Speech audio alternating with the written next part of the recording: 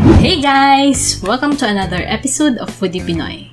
Magluluto tayo ngayon ng masarap at healthy na canned goods recipe, ang tuna with cabbage. Stay tuned!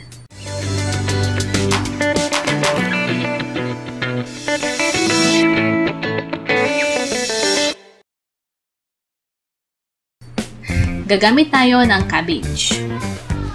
1/4 lang nito ang gagamitin natin. Hiwain natin ang pa-square tulad nito.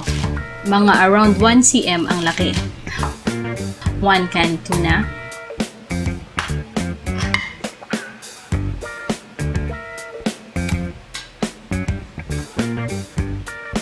Onion, half lang nito ang gagamitin natin. I-chop tulad nito. 4 cloves garlic, minced,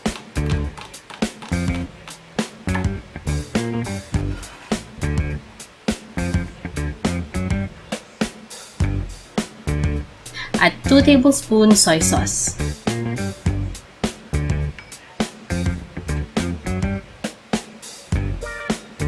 Okay, proceed na tayo sa pagluluto.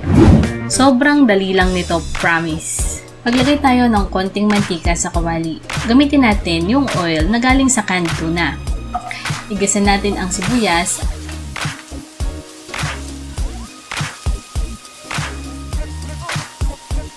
at bawang.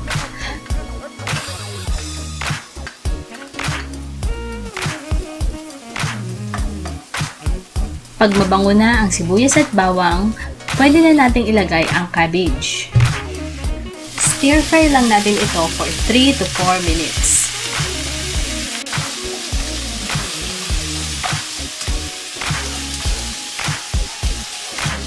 Kapag half cook na ang cabbage, ilagay na ang tuna.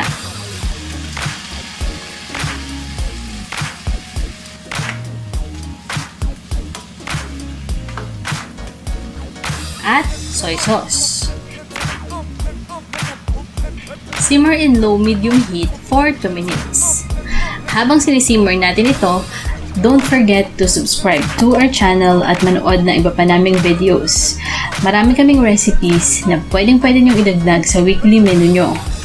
Lagyan natin ng konting pepper para mas sumarap. At half tablespoon ng sugar para mabalance ang alat. Tapos, haluin natin ng konti para ma-dissolve ang dinagdag natin na sugar. Tada! Luto na ang ating tuna with cabbage recipe. Yung mga hindi kumakain ng gulay, mapapakain ng gulay sa recipe na ito. Isa din itong way para mapadami ang canned tuna. Enjoy! Hey mga ka-foodie, nagustuhan nyo ba ang recipe na ito? Let us know in the comment section below. Hit like if you enjoy this video. And don't forget to subscribe to our channel and hit the notification bell para updated kayo sa mga latest release namin. Until next time, this is Foodie Pinoy saying goodbye and it's a wrap!